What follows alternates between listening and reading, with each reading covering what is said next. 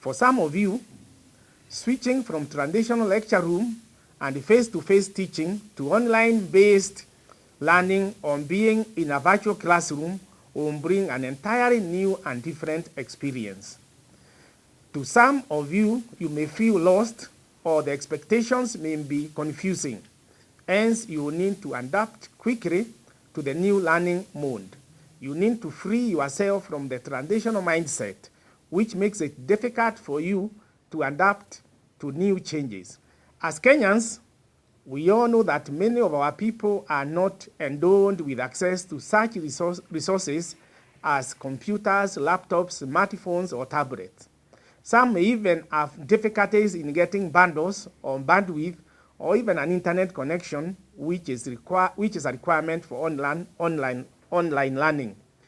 This may turn out to be frustrating because one may find it challenging to catch up with his or her fellow classes or classmates. If you encounter this sort of challenge, you will need to talk to your parents, guardians, or sponsors and find a quick solution. In some instances, you may need to move to a neighborhood with internet connection or put up with a family or relative with good internet connectivity. You may also organize yourselves in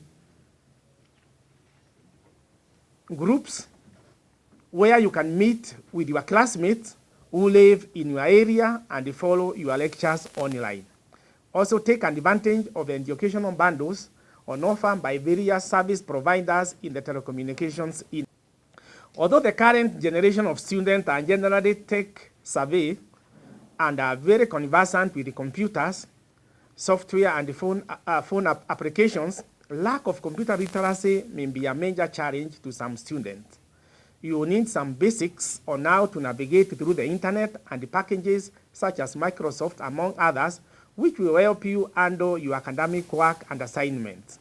In other words, proficiency in the use of computers and applications is a must for you to be able to follow online classes. Commitments at home or at workplace for those who may be working may interfere with your online learning schedule. Please have a regular schedule of timetable to help you follow your classes and assignments effectively. Online learning is rigorous and it requires a lot of dedication. Self-motivation and personal discipline are essential skills that you need to cultivate.